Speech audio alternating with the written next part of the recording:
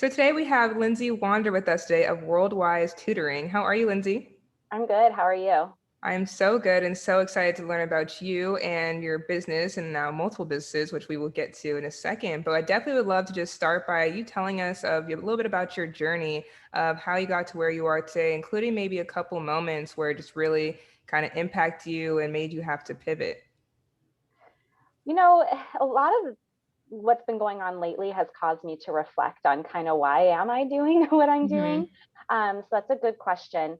I realized that when I was in school, um, I was the problem kid, and it was because Mm-hmm. I was bored, and I had a few educators that really went out of their way to engage me. And then I also, realized that I was labeled pretty early on. And some labels were good labels, like, I was a math and science kid, and, others were not good labels. But I think I really went on a path because of those labels. So when I went to college for biomedical engineering because I was Mm-hmm. told that that's what I should do. Okay. Once I started doing it, I loved math and sciences, especially learning about them, but I didn't like doing them. I'm much more of a people person. It's Mm-hmm. just not enough for me to sit in a lab. So I did various internships when I graduated and got a lot of feedback from that of what you should be going into a career, you should be going to graduate school. And here I was traveling the world doing these non-paying internships. But I knew I wanted to find something that I really enjoyed before I started doing it for a career. Mm-hmm. And one of the internships was working in the education field with inner city kids. And I fell in love. And I went back to school to get my teaching credential. So, talk about feedback from people going biomedical engineering Right. to teaching to inner city kids. Mm-hmm. Um, so throughout all of that, I've learned that I've gotten a lot of input from people along the way. But I think what's kept me consistent was I learned at a pretty young age, like around the age of 17, 18, Mm-hmm. that I was going to do what felt right for me. Right. And I didn't care what other people were saying. And it took me a while to kind of fine tune and know when people were projecting their own doubts and worries on me, Right. and when it was Mm-hmm. really kind of a slow down, Lindsey, and think about this. But I pretty much got it into a good place in my early 20s. And it was when I left California and moved to Chicago that I quit my job as a teacher, Mm-hmm. with health insurance and benefits, and started tutoring full time. And at that point, people started going, okay, just let Lindsey do what she's doing, Mm-hmm. like she knows what's going on. And that was 10 years ago.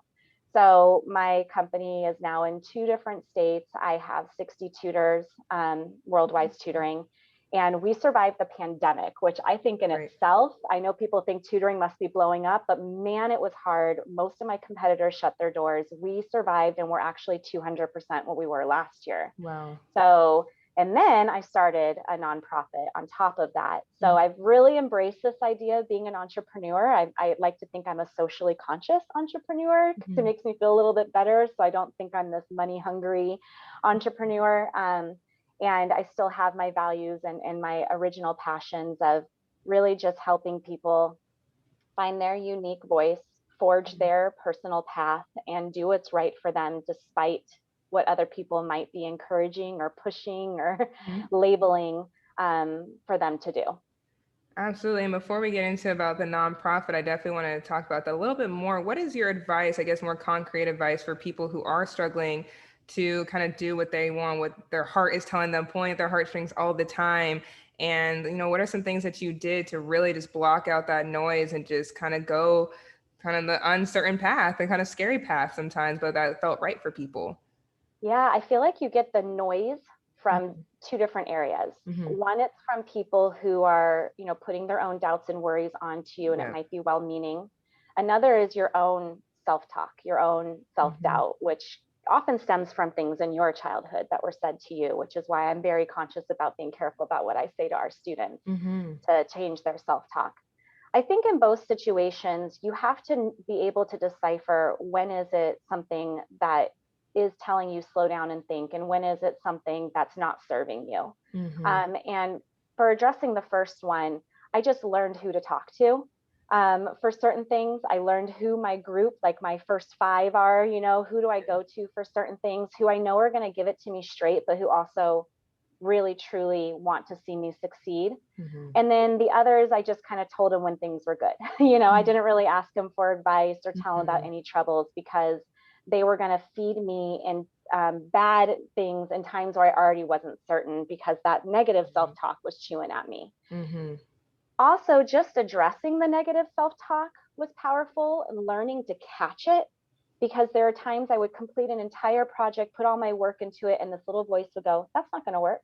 And I go, stop it, and like kind of check myself, and catch it and go, why not? And so now I've set up practices of catching that self-talk and talking myself out of it, and changing that dialogue I have with myself.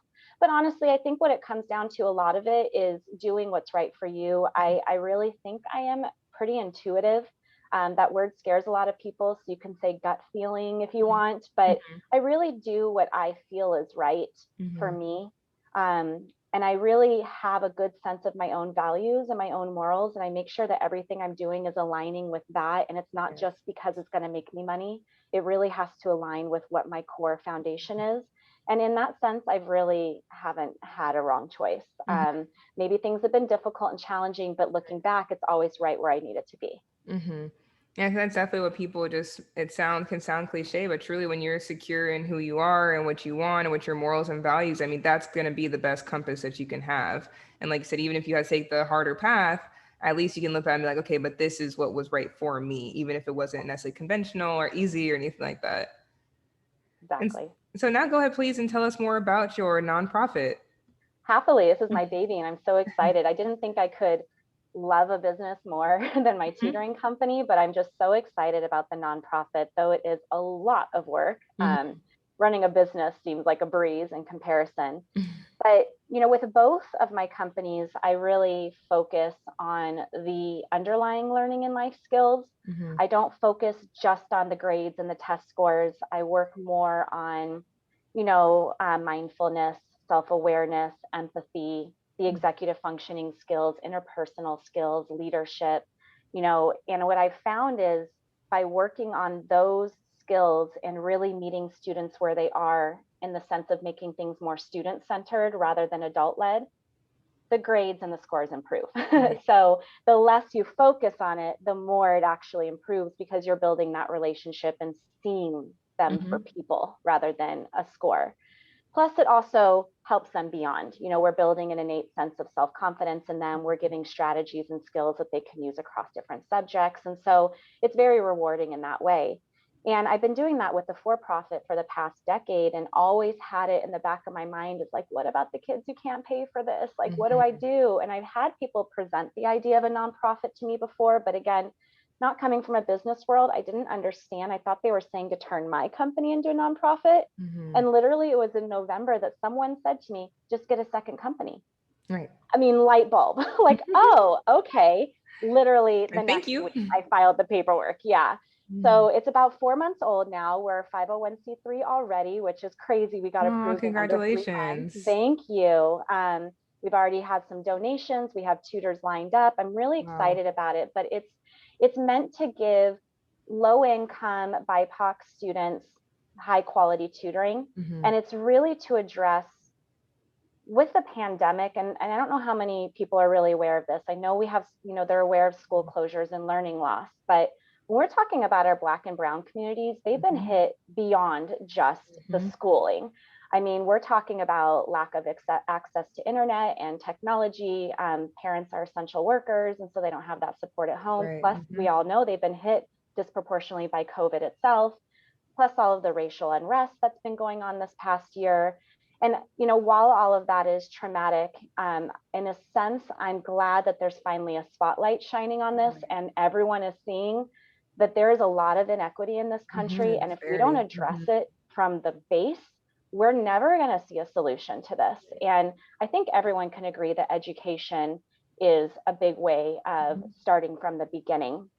And so again, knowing that we are teaching also skills to empower our students to be able to better manage their learning and to be leaders, and active agents of change in their lives and the lives of those around them.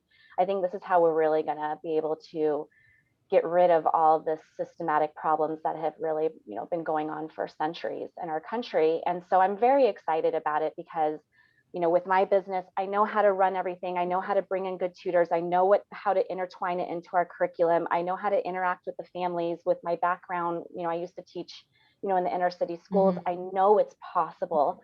I know race and, poverty are not destiny. Like, these kids can succeed. And so I'm just ready and pumped for this to happen.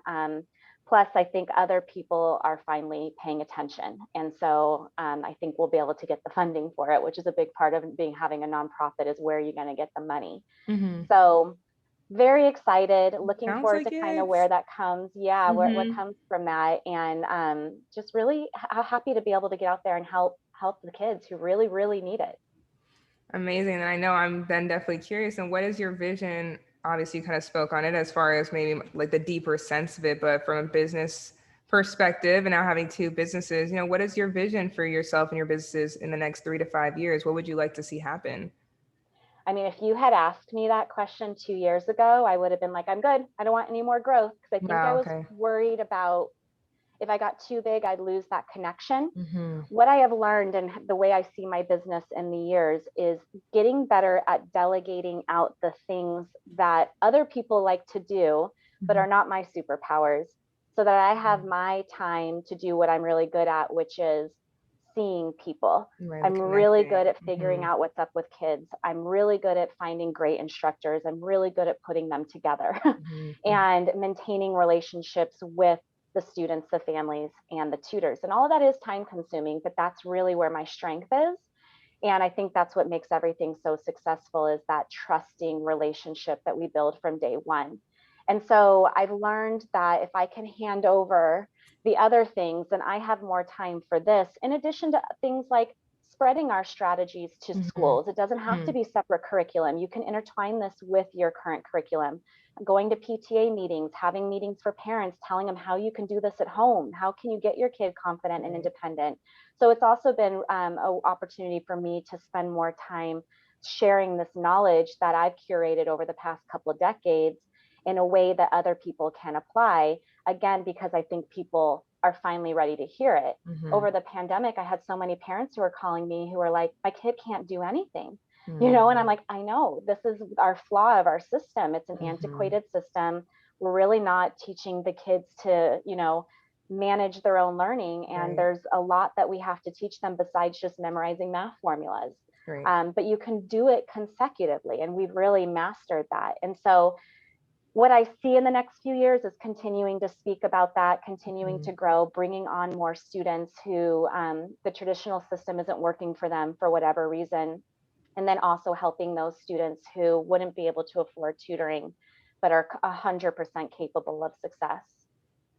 Oh, that's so exciting, and so excited for that. And also for our listeners who are looking for more information for, WorldWise tutoring and for the nonprofit, where should they go for that? So WorldWise Tutoring, because I've been around longer, we are everywhere. So you go to any social media and look up WorldWise Tutoring, and there we are. I'm constantly posting tips and resources and free events. So definitely follow our social media. My website is worldwisetutoring.com. The nonprofit, again, is only 4 months old. So we're on Facebook, Instagram, LinkedIn, and Twitter. It's called Educate, Radiate, Elevate. And then our website is educateradiateelevate.org. In both places, I'm giving a ton of resources for parents and educators and students for free. So please check that out and see if there's things you can, apply to home. I've been getting lots of messages from people about how that saved them through the pandemic, the resources I gave them. And so I hope that it can, bring some peace and joy back to learning, because it's just been such a negative experience for so many people this last year. And I really hate that. So please do check out the websites for some good resources. Wonderful. Thank you for that insight, Lindsey Wander. Thank you so much for sharing that and just finding your why and what serves you. And hopefully we find listeners doing the same thing for them. So thank you so much. Thank you for having me.